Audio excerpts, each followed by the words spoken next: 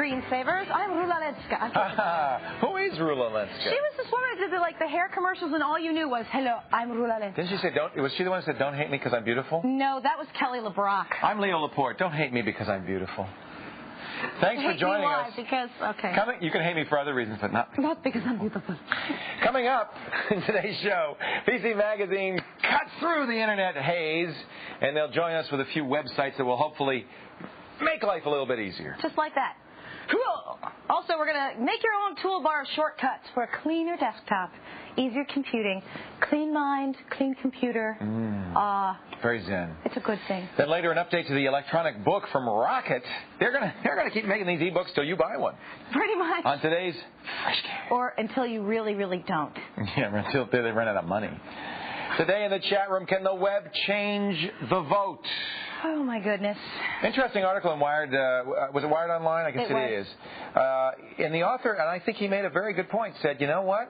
We all talk about all these websites and Election 2000, and you can go out and you can read up on all the candidates and all the issues and stuff. But do people? No. No. Has it changed how people vote? No. No. Do most people vote? No. No. Probably not. So I think he made a good point. He says the web, the internet, has not changed the electorate. It hasn't changed the way we vote. Now, see, I love the internet. In the last election we had in California, I did go online and I did research the stuff. But I would have done that anyway. You know, I'm the kind of guy who reads the voter pamphlet. So I would have done it anyway. Right. We'll do it anyway. What I like is there's a much broader variety of information out there, and you can get all different sides on it. You know, you can go to the League of Women Voters site or the other, nonpartisan sites and really get good unbiased information. And at least in California, where we have a referendum process that requires us to vote on a lot of complicated issues, I think that's really important. Now, when it comes down to candidates, I think people just vote for the guy with the nice hair, right? More or less. Don't you? That's what I do. Most people, I'm not really sure about the way most people vote. A lot of people, I hope you don't vote based on commercials that you see. You know they do. Well, yeah, and that's the point, that the web, unless you're doing exactly that, researching issues and looking up specific things, anything you're going to find from most major people putting out a website is going to be some sort of advertisement. In politics, how do you trust the bias? How can you trust that you're getting straight information? Well, like I said, there are third-party sites like the League of Women Voters that you can go to. But they have an agenda as well. Everybody's got an agenda. Yeah, all right. I agree. Everybody has an agenda, but I think that there are plenty of balanced sites. And the thing is, if you go out and look at enough sites, you're going to get more information than if you just read voter pamphlets. I think probably, I guess I will say, it has changed the voting, not so much for candidates, because truthfully, I mean, I made fun about hair, but truthfully, I think especially in this election, they're going to vote for a presidential candidate who has, they believe, the most integrity. They're going to react to what we've been through for the last 8 years, and they're going to say, we're going to go for personal character and integrity and honesty. And so it doesn't matter so much on the other stuff. But I do think in issues, in local politicians, local elections, the web does make a difference. So I'm going to vote yes. You are going to vote yes. The web can change the vote. I'm still going to have to think about it before I vote. I do know that's very interesting. All the candidates are trying to become more and more wired with their campaigning. And McCain just did a very interesting fundraising that was a weird idea. Yeah, where you pay $100 and you can go to his special website. I guess you have to log in to get in. And you can watch him streaming a conference in which he is answering questions that are being asked of him in a chat. But you pay $100 to ask the questions. You pay $100 to ask the questions, yes. So, I mean, it's a fundraiser online. It's a fundraiser supporting your own guy. But what if, for instance, you had a really important question you wanted to ask your candidate? You paid your $100, you went in, and they answered it in such a way that you thought, I just can't vote for this guy. No? That'd be worth my $100, actually. Yeah. To me. Interesting. So, can the web change the vote? Here's your chance to vote. So it could. All right, yes, I'm going to say yes, it can. I don't know if it does, but it can. Take the web poll, screensavers.com. Since polls are so important, all our pollsters are counting. There may be a 0.01% margin of error while you're there. Click on the Talkback feature and find out what all the other pundits have to say. Let's hear from somebody in New Hampshire who's going to be voting on Tuesday. Give us a call, 888-989-7879, or chat with us, chat.zdnet.com. We'll be in the Screensavers room here. That's pretty good. Thank you. You're back Easter kind of guy. Pepperidge Farm remembers. Oh, that's what that is. Okay, if you've got a Netkit, go to Nantucket, and you just want to get on television, click on the Netcam Cineplex, because really, it's your only chance to talk to Shannon and Tracy. Look, and Roger. Look at this. Hi, guys. What are they looking at? Oh, they're all... Tracy's going, they're looking at us. They're looking at us. They don't even care today. Look at this. Roger's like this. Okay, anyway, earn yourself a fabulous magnet as seen on our fridge, soon to be seen on yours, with Dave Chung. And what are you guys They're doing the Dr. Evil thing. Oh, is that Dr. Evil? Dr. Evil. Okay. On the phone with us right now, on the ZDTV 3Com phone network, it's, what? Frank. Hello, Frank. Hi, Kate and Leo. Where are you calling from, Frank? Fairfield, New Jersey. Love it. All right. How you doing, Frank? I'm doing pretty good. So tell me, is the web going to change things for you? I hope so. Wait, do you vote, Frank? Not yet. Not I will yet. actually be able to vote this year, for the next election. That's exciting. Isn't that great? Yeah, I'm really excited. I think the young people vote. It's people my age who are jaded, bored voters, and I think it's great. I think the 18-year-olds are just getting ready to vote for the first time. That's great. And your former Senator Bill Bradley's running, so I think it's going to be exciting for New Jersey, certainly. Mm-hmm. Oh, yeah. Yeah. Is the web going to make any difference, do you think? It depends. I don't know. The way I see it is the way things should stay in somewhat the same and in a way change in a very controlled manner. Yeah. Too much change is bad. Too much change is bad. Now, we were talking at our morning meeting about the idea of voting on the Internet. And I think that may be the where you're really going to see a change, where you could go out on a website and do your vote there. I mean, that would really make a big difference. That's going to be very interesting once they... It'll happen in Frank's lifetime, don't you think? Oh, I'm sure it will. Sure. Maybe not in mine, because I'm practically dead already. Oh. So, Frank, what's your question for us? Okay. I'm in the process of setting up a home network. Yeah. And I'm probably going to get either a Linux thing or a Windows thing. Yeah. And I want to be able to dial into the computer remotely from, across the country, across the town. Neato. And be able to access all my different files and everything. You should be able to do that with your IP address. You need software, obviously. Yes. Yeah. So on Windows, it's very easy using things like PC Anywhere. Or what's the one? LapLink, you like a lot. LapLink 2000 just came out. Both of those will let you have complete access not only to your files, but actually to your desktop, so you can run applications. I mean, they'll be slow. You really probably don't want to run applications at 56K. But they both have technology built in that does speed it up as much as possible. They only draw changed portions of the screen, for instance. Right. So you actually see your Windows desktop. You can do it in Linux, too. There's a lot of ways to do it in Linux. Generally speaking, what people do is they don't run, you could, but they don't run that kind of a server. They'll run a file server, which is very easy to do in Linux, like a file transfer server, that allows you to get all the files. Right. If you wanted to run your programs on Linux, the easiest way to do it would be Telnet. And then, but of course, you'd only be able to run text-based programs. Okay. If you want to run the full X window, you got the same problem you do running Windows, which is the screen is very elaborate. You don't want to be sending that down a 56K pipe. Yeah. So what I would suggest, frankly, unless you have a need to run GUIs, do you want to run a GUI?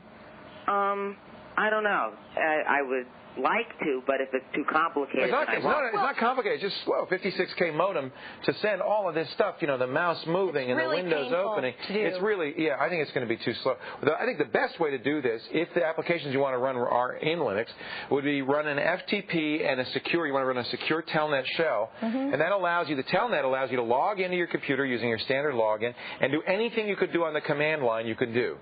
So you have full access to it, and the FTP will of course allow you to get in there and download files. So I think that gives you the best of 99% of what you want without having the big overhead of the GUI. That's really, I usually only recommend those programs for helping your mama troubleshoot.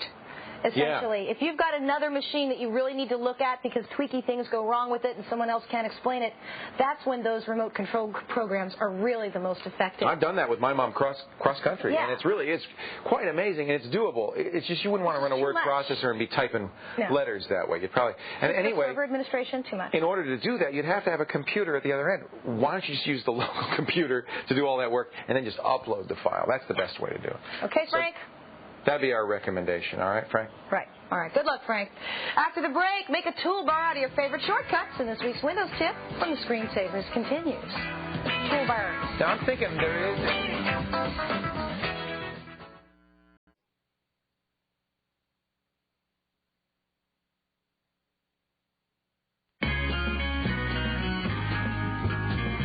Now, brought to you by Cotton Candy, it's time for our weekly Windows tip.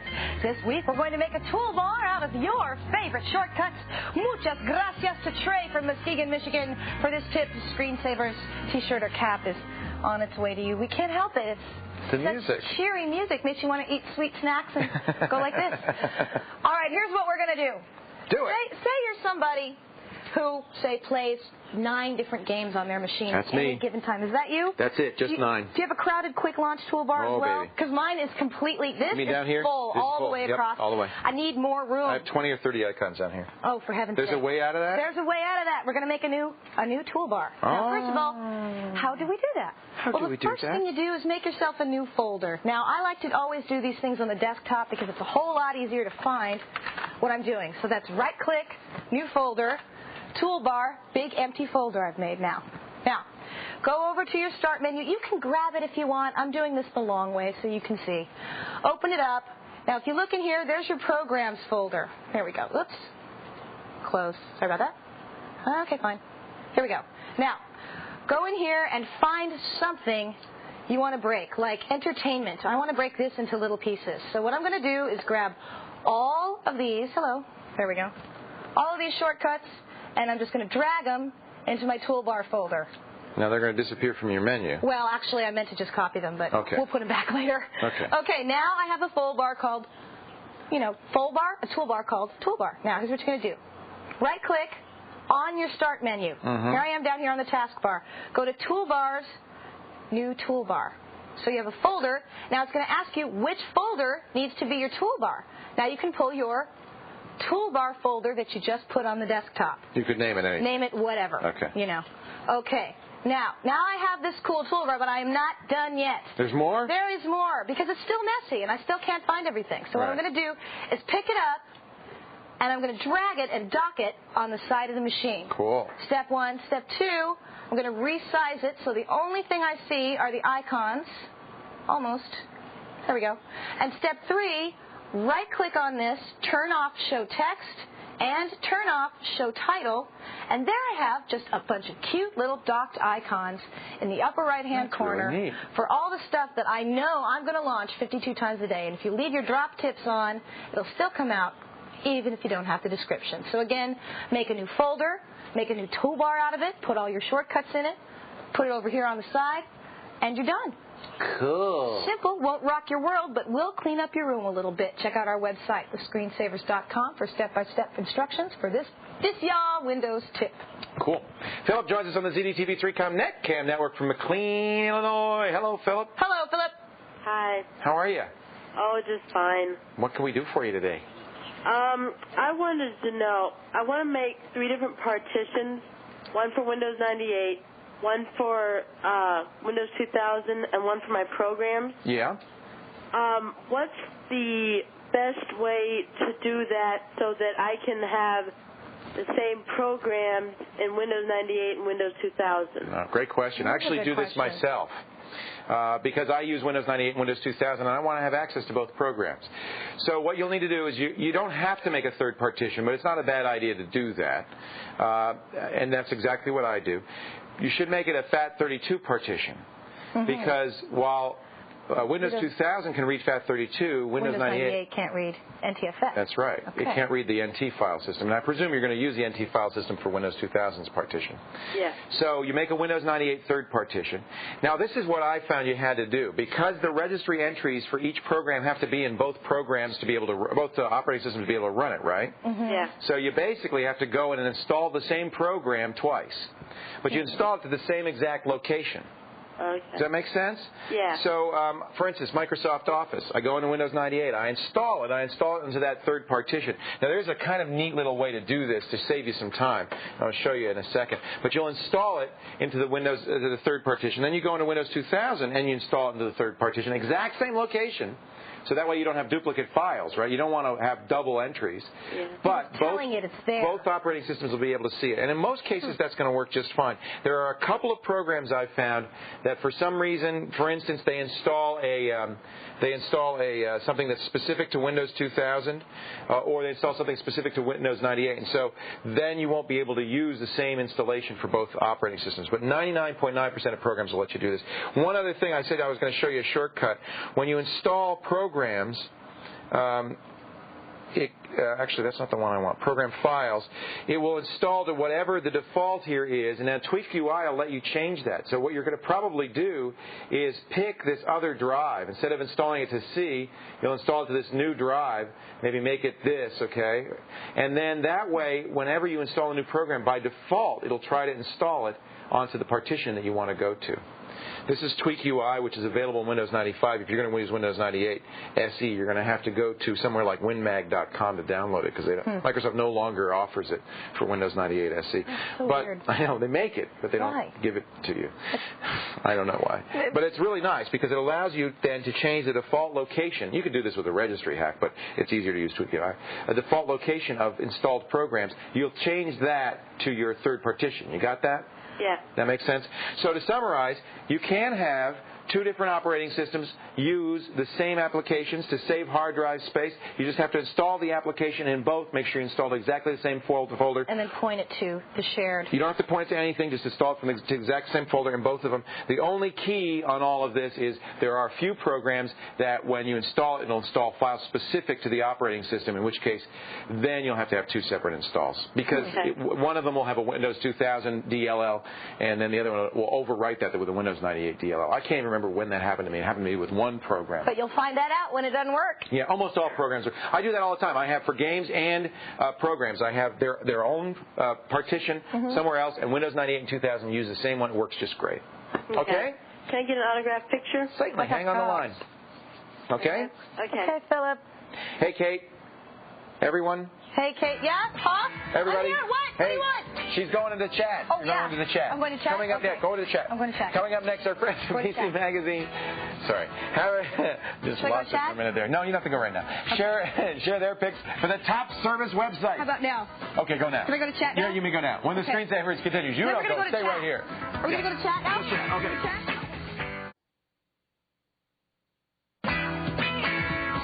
TheScreenSavers.com, what a wonderful, wonderful website, if I do say so myself. It's the best place for information about the screensavers. I mean, absolutely. Have you clicked on About Us lately? Oh, you got to click on it. Don't miss out. Read all about Kate and the rest of the Screensavers crew and what we're up to and what we're doing. You can get our newsletter and dig up the behind-the-scenes dirt, too. It's all available at TheScreenSavers.com. Of course, that's where the dish is. And what we're doing is a rotating dish thing now with different authors. And they always, I mean, it's so funny. You can tell who's writing the dish that day because somebody will come around saying, okay, what's your favorite food? What kind of car do you drive? They'll ask these personal questions. What was it Tom was asking today? He was going around asking, the dish is a great thing. That's it. Your favorite Super Bowl commercial. Jen Mark was doing that. Super Bowl that was Jen Mark, wasn't she? That was Jen. Yeah, okay. That's right. And yours was? Huh? And yours was? My favorite Super Bowl commercial? I liked the E-Trade commercial where they wasted $2 million with a monkey dancing. I loved that one. And the two guys going... I like the fake Gap ad, but I guess everyone wants to hear about the fake Gap ad. With the cars? Yes. It was not a Gap ad, but it was a car ad? It was a car ad. Fooled me. But you know what? I think everybody wants to do the PC... Dawn's like waiting to talk. Oh, I'm so sorry. Dawn would hit I will in a second. I'm going to go back to the chat room. The web. Fascinating. Convenient, wonderful place for services and so forth. We're going to take a look at the top service sites, the best from our friends at PC Magazine.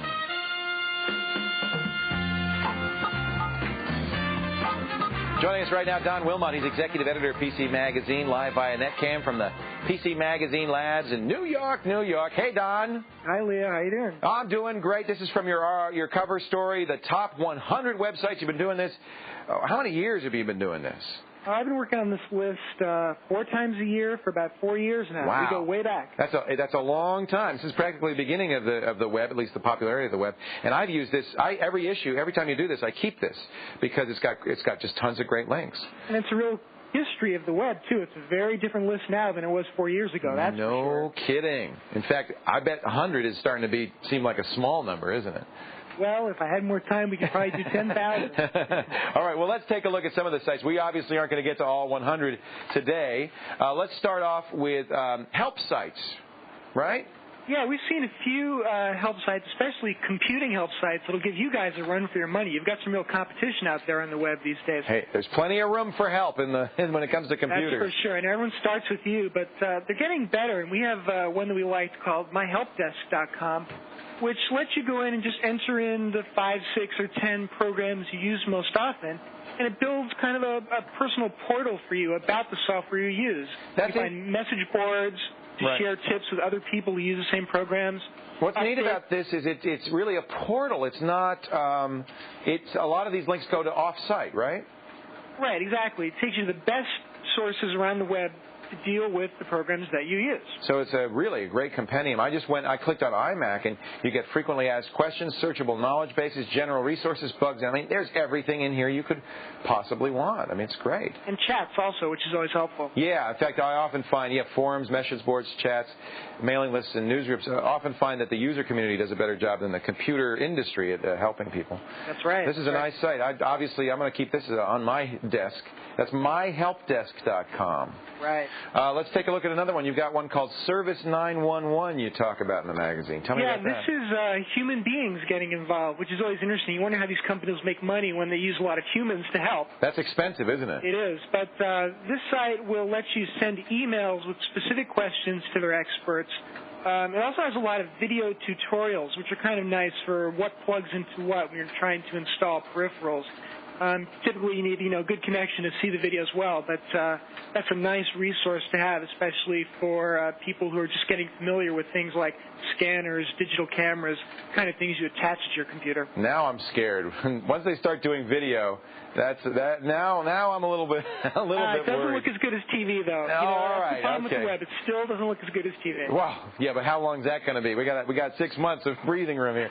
Let's move to search engines. And now you picked one that I really like, and I've actually used it more and more, even though it's not supposed, it doesn't index the most pages or anything. But Google, there's just something about it. It's friendly, it's clean, it's quick. That's what everyone says. There's just something about it. Yeah. It uses all kinds of secret sauce to basically look at inbound connections to websites to find the most relevant sites. Therefore, when you go and search on something, it has this kind of uncanny ability to come back with a few sites that really hit the mark. It's very mysterious, actually, how it works, but all I know is it works. Yeah. So they haven't talked about the technology. It's from Stanford, isn't it? It originally started out as, like so many things out there in Silicon Valley, as an experiment at Stanford University, and now they've commercialized it over the past year or so. As I say, they chart the relevance of websites by the number of inbound links to those sites. So basically, it's kind of a popularity engine. Right. But, I wish I could explain it better, but, who cares? It works. That's all that matters. Now, there's another one that has been traditionally considered the most complete. I think the last rating that you did of search engines, you picked Northern Light as being the most complete. Is it still? Northern Light's been a 2-time PC Magazine Editor's Choice, in addition to being on our Top 100 list. And it's surprising more people don't know about it. We really try to tell people to take a look at it. The nice thing about it is when you do a search, just like AltaVista or anywhere else, it comes back and puts the results into folders, into subcategories. And before you go and read 1,000 different search responses, you can look at those folders first and kind of get a macroscopic view of where the search results fall into categories. It makes it, there you see them on the left, and it makes it much, much easier to look through your search results and much quicker than for something like AltaVista. That's neat. And if I click on television programs, having done the screensaver search, is pretty much guaranteed to give us... It gets you right to where you want to go without a lot of the junk you find in so many search results. They also host their own content, which is kind of unusual for a search engine. They have about 4,000 or 5,000 journals and sources that you can't get anywhere else on the web. Sometimes you pay $1 to see those results, but if you're doing serious research, it's well worth the cost. Yeah, including broadcast news transcripts. That's neat. Right. All right, that's search engines. Let's move on to some business sites. You like bizrate.com. What's this all about? Well, we have a lot of shopping sites on our list of top 100 websites now, but you don't really need me to tell you where to go shop on the web. But BizRate actually is a survey company that e-tailers sign up with to attach satisfaction surveys to their order forms. And the BizRate collates and and brings together all that information. You can go to bizrate.com and see what shoppers are saying about the sites they shop at. So they have rebates, they have an on-time index, they have estimated cost, and then the overall rating. So that's based on shoppers' experience with the site. Right, and it's all scientifically valid statistics. So it's a really, really great way. If you're a little hesitant about shopping at some site you never heard of before, it's kind of like a little Better Business Bureau. You can go check and just see what people's reactions, what shoppers' reactions have been to using that particular store. It's a really great resource. Yeah, it's a really wonderful idea, and of course you can resort by a variety of criteria as well, which really is really is nice. Now, if you want to shop in a group, there's a site here. This is kind of an interesting site. We should say, by the way, that this I believe is invested in by Vulcan Ventures, which is the owner of ZDTV. But you picked it anyway. Mercata.com. Tell me about this. Yeah, this is the buzzword of the year. We'll be hearing a lot more about this. Demand aggregation. That means. I'm glad that's a buzzword because I had no idea. What does that mean? That means you got 50 or 100 people together, all of whom want to buy the same VCR, and you go out and buy it together and get a big volume discount by buying 100 at once. Interesting. Now, how do you find these people?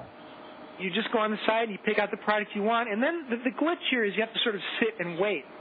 And the more people that sign up, the lower the price gets. And so the problem is you don't know exactly when you'll make the purchase or what the final price will be, but you are pretty much guaranteed you're going to get a great deal. This is one of the many shopping sites, there goes my lights, where you will really need to know exactly the model number you want. It's not a browsing kind of site. It's a site where you really know exactly what you're looking for. You just want to get the best possible price. Well, here's an example. A blood pressure monitor. Manufacturers suggest to retail $100. They started at $79. Now, I guess because a number of people have signed up, they're down to $60.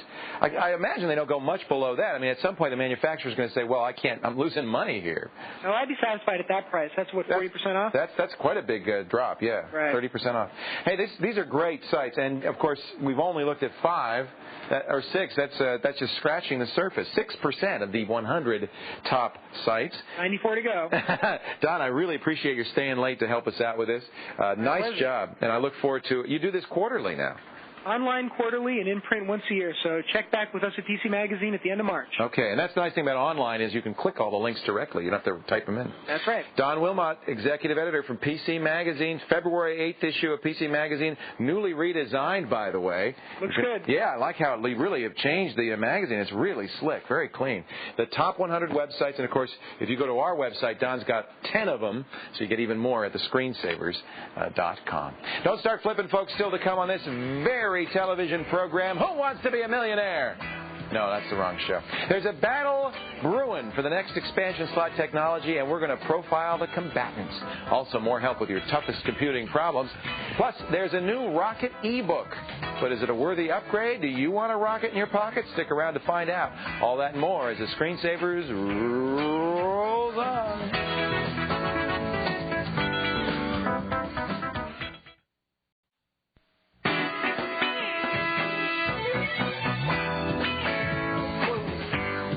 Welcome back to the Screensavers. I'm Kate Patello. And I'm Leo Laporte. Thanks for joining us. So do you think that people who are tuning in for the first time think they're going to see like a cop show? Yeah. And then we come up here and they're like, well, they don't look like they look in the thing. Oh, wait. I look like I look. All right. Today in the... Is that how you're running? And me doing my... Wait, yeah, you're running like a real person. I'm going...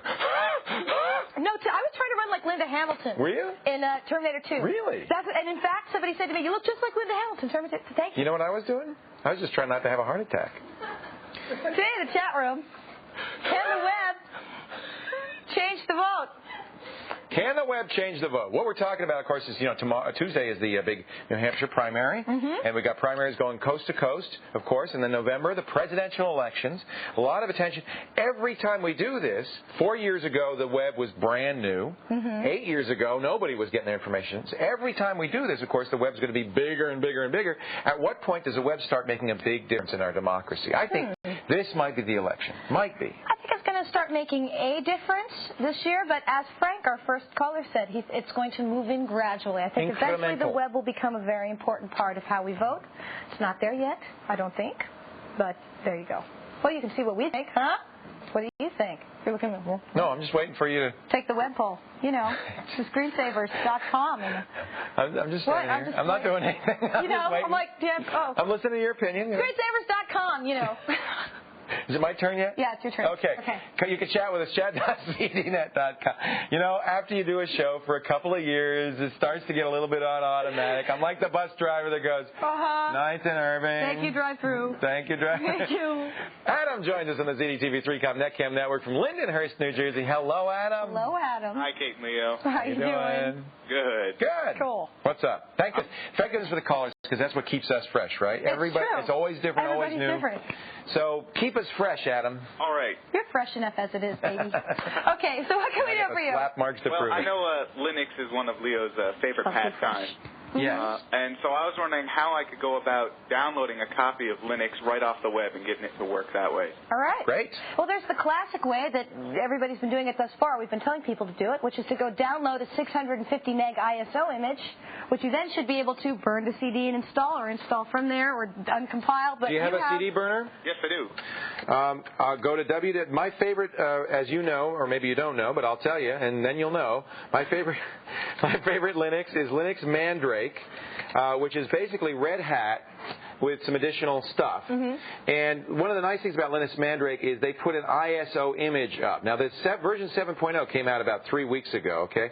So if you go to linux-mandrake.com, click on free download here on the left, you'll see that they're talking about this, a 500 megabyte file that you can download. Now, this is really only practicable for somebody with a DSL or cable modem or a T1 connection, a high-speed connection. You're not going to want to do this on a modem. It would literally take you a couple of days. But if do you have a high-speed connect? Yeah, I've got cable modem. I did this myself. I wanted to get 7.0. Now, you'll probably want to do it in the middle of the night, if you can. In fact, look at the mirror sites. That's probably the most important thing you can do. They have a whole list of mirror sites. These are all of them. Find one that's geographically closest to you. And I actually tried a bunch of different ones using Gozilla until I found one that had a really fast download speed. And now the nice thing about Gozilla is it has auto resume, so you can start on one site, cancel out, and then pick it up at another site. So if a site gets slow for you, you can do that very easily. So that's one way to do it, and that would be to download the ISO image. Once you get that image, you'll need a burning program. Adaptex Easy CD Creator Deluxe does it. I use CDR-Win, which is a shareware. I'll give you a link to that in the show notes. Great. And that will allow you to open the image and then burn it. And then you can install from it just like a CD. Now, there is a traditional way of installing Linux called an NFS, Network File System Install, where you basically download a small floppy size file, reboot to that, and then it goes online and slowly using FTP downloads. Kind of the way the IE5 install works. Yeah. When you install a tiny piece of it, and then it pulls the rest of the components from the web. Exactly. Okay. So you can do an NFS install as well. If you go to the Linux Doc site, the Linux Documentation Project, which is linuxdoc.org, you'll be able to read, if you just look in the NFS install how-to, you'll be able to read how to do that. Most people don't do that, but you have a fast enough connection to do it. The problem is if it gets broken, you can have a machine that's in an unknown state. So for most of us, if you've got a burner, the best way is the ISO method. So to actually have a hard copy of the operating system. Yeah, and then you have a CD, and it's just like the one you'd buy in the store. Gotcha. All right. All right? Yep. Let me know how you like it, Adam. Will do. I think Red Hat might do the same thing. I know many other distros also have ISO images. Corel, in fact, I just downloaded the new Corel Linux, which is very nice, very easy to install. That's another one to look at. They have an ISO image of that as well. Okay. That's only 400 megs. Now that we've given you a plethora to choose from, Adam, will you please give us one break? That's all we need. That's all we ask. Sure. Thanks, Kate and Leo. Carry an updated reference library anywhere in the palm of your hand. It's the new Rocket Book when the screensavers continue. Adam, you're hired. Yeah. You got the job, Adam. Now wave. Got a couple more seconds of fame there. Work them. There you go. Screensavers.com. It's the best place for information about what's on the show. Check it out. Hey, take this week's Super Geek Challenge as it stalks the elusive BIOS. You, yes, you can attempt to bag the mysterious BIOS with 10 intensive study questions. Oh, that sounds like fun. All available. Screensavers.com. And congratulations to Randall from West Point, Georgia, the winner of yesterday's Super Geek Quiz T-shirt or cap giveaway. I dare you to knock this cap off my shoulder. Make sure you fill out the form after you've taken the quiz for your chance to win. And now, as promised, here's Sumi Das. Oh, for crying out loud. With a new look at the Rocket electronic book on today's Fresh Gear. Oh, honey.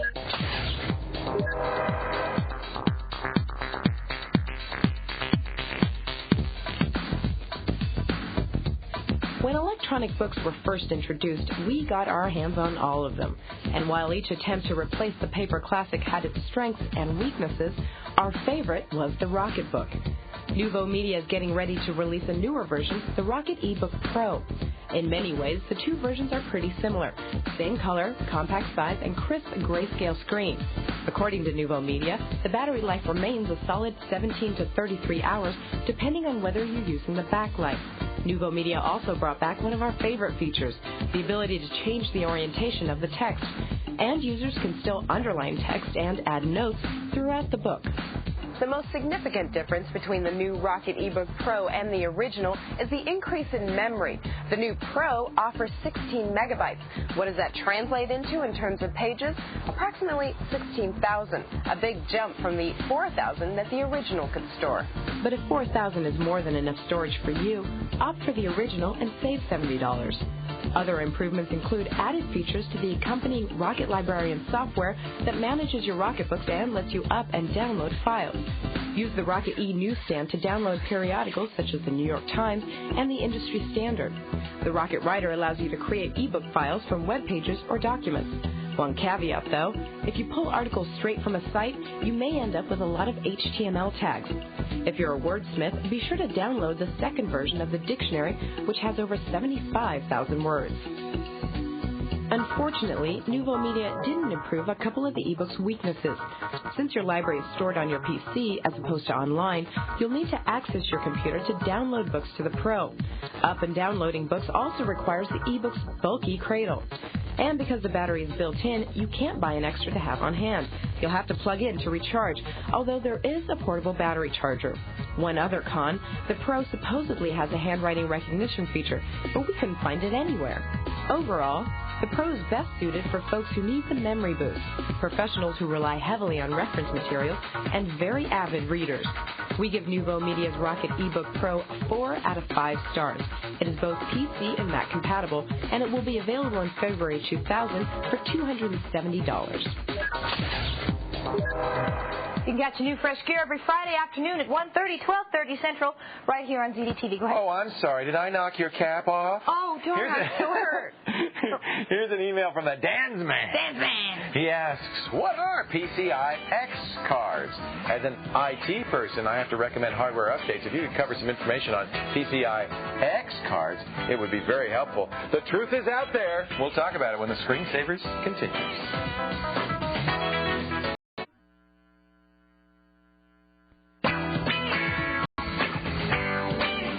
We get email from people like this. The Dan's Man, who says, what are PCI X cards? As an IT person, I got to recommend hardware updates. If you could cover some information on PCI X cards, it would be very helpful.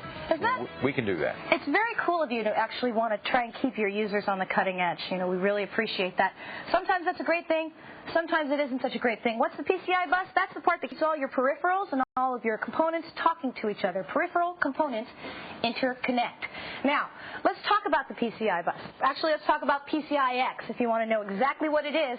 It's a new 64-bit expansion bus standard that was put out by HP, Compaq, and IBM. Now, of course, with all new architectures, they always say they're specifically for servers, but they are supposed to be coming out for workstations soon. The point is that they are backward compatible with PCI, with the old bus, but it's not going to matter because you're always stuck with the slowest thing that you have. You're always the weakest link in your chain. If you've got PCI X cards, you're still going to be stuck on the PCI bus. So let's just talk about that, what all this stuff is. Now, your standard PCI bus, of course, 33 megahertz, and, well, that can also run on 66, but most implementations are 33, with 132 meg per second bandwidth max. That's by Intel, and, of course, that's in everybody's machine. Now, PCI X, this new one, this should be 133 megahertz bus with a gig of throughput. That's this, again, HP, IBM Compact, baby. It's due out right now or by the end of the first quarter 2000. But this is not the be-all, end-all. So even if I were going to tell you that this is going to be the way you want to go, I still wouldn't send you there because this is intended only as an interim technology before future I/O. This is the next one coming out from HP, IBM, Compaq, plus 3Com, and AdaptTech. They don't even know how fast it's going to be yet, but it's going to be much faster. Really fast. That's Interesting, all they know thus far. These are card manufacturers. That's what I like to see on any bus. You want to see that the card manufacturers are going to support it, right? Right. I mean, again, if you start here, you're going to run into some trouble. We're going to get there in a minute. And, of course, that's due out 2001. And what's this? This is the next generation I/O. Oh. This is really interesting. 2.5 gig. Do you love that? Gigahertz. Throughput. Wow. And they don't yet know what the throughput's going to be. This is the clock speed, 2.5 gigahertz on the clock speed. Really important to point out that no device pumps out data that fast. No device even pumps out data at 132 megabytes a second. So you've scaled it, great, but what's going to use it? What's going to use it? We don't know. And that, of course, is coming out by the big guys. Intel is due out in either 2001 or 2002. So there's your basic data on PCIX, but I'm going to tell you, don't go there. Don't even bother. It's an interim technology anyway before Future I/O, and then you may run into a whole other set of problems with Future I/O between that and NG-IO. Why don't you tell us about that, Lee? Well, the problem, Dan's, man, and you know, you sound like you've been around for a while. Why don't you bring in the dinosaurs here? All right. You've been around for a while. You may remember IBM introducing something on its PS2 computers and its PC Junior computers called Microchannel, or the MCA bus, which really was a better ISA bus. But only IBM supported it. None of the other vendors, I think Tandy made an MCA computer. None of the other vendors supported it. More importantly, none of the card manufacturers supported it. This microchannel architecture died on the vine. Even though it was a better technology, it was a proprietary technology. Very important that you be using a technology that is non-proprietary, that is standard. Now, when we talk about dinosaurs, this is what we're talking about here. All right. Ladies and gentlemen, I give you, on the one hand, weighing in at 3 tons, the Velociraptor, IBM, Compaq, AdaptTech, and HP, facing off against... Leo, that's not a Velociraptor. Weighing off... I don't care. Weighing off... Wait a minute, let me read the... Doesn't say. But it's a dinosaur, okay? Weighing in here at 2.8 tons. It's lean, it's mean, it's a fighting machine. It's Intel with its own standard. Now, here's the reason I use dinosaurs. Okay. What's the advice? When the dinosaurs are battling and you're a little person in between, you're an IT manager trying to figure out what to do when the dinosaurs battle. Leo, what's the advice we give you Army men when the Don't give me historical inaccuracies. I know it's an anachronism. It's a point. I'm making them. What do you do when the dinosaurs are battling? You get out of the way because they're going to stamp on you. So, all right. Wow. Our advice to you is, if you're, trying to decide what to use, I'd say stick with the existing bus. In the long run, you're going to want to go with the Intel bus, because it's going to be non-proprietary. These guys are going to put it on their system. Intel's going to put it on all PC systems. And if you're a little guy, you don't want to get in between the big guys! Because then you never know, right? Because another technology could come along and eat everybody. Come and eat all the other and guys. Then you'll be glad that you were riding on the back of the big guy. Right. Okay. So there's our thanks, Leo. They were saying it's a new technology. Don't use it yet, especially if these guys are fighting over the standard until everybody's agreed on a standard. Don't bother. But you get stuck in the middle like that. All right. Yeah, that's basically the thing. Stick with the standard PCI bus. Everything works with it. We don't know what cards are going to work with these. We don't even know anything that needs these. Don't even go here yet. Down the road, when NG-IO becomes a standard, Intel's supporting it, everybody's manufacturing it, and some of these other guys are making cards for it, then consider it. For now, stick with the what you know. Okay? All right. Okay. Listen, I'm really embarrassed to say this, but I'm left with nothing but little army men and plastic dinosaurs because I have no emails. What's the deal? Please send me a email. Record the video email. I bet you will. With dinosaurs. Send it to us. Send it to thescreensavers.com. Instructions and scripts are there. Click to direct. And now thank heavens for Jerry, Mindy, and Taz. Incoming! Go, guys. Hello, this is Gary, Mindy, and Taz from Redmond, Washington. Stay tuned for more of The Screensaver with Kate Vitello and Will Lamort.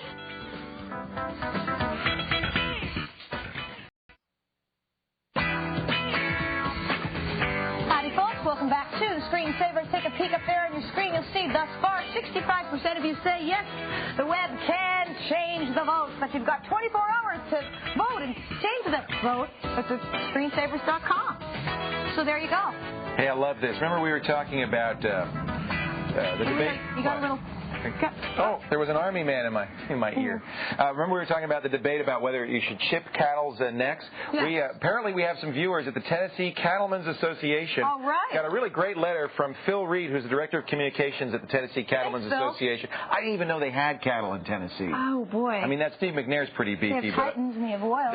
This is. He sent us even an article. This is from the National Cattleman Monthly Magazine, the October issue, talking about chipping of beef. He says it's very safe, and he says they do watch at the Tennessee Cattlemen's Association. Thank you, Phil. Thanks, Phil. That is so great. Chipping beef. I've got the whole story right here. Yeah, we know. That's wonderful. Well, by the way, what? If you want to send us some beef, it's okay. Side of beef? I have no problem with T-bone. You're not a vegetarian, are you? No. That's it for this edition of the Screensavers. I'm Leo Laporte. Bye. Bye-bye.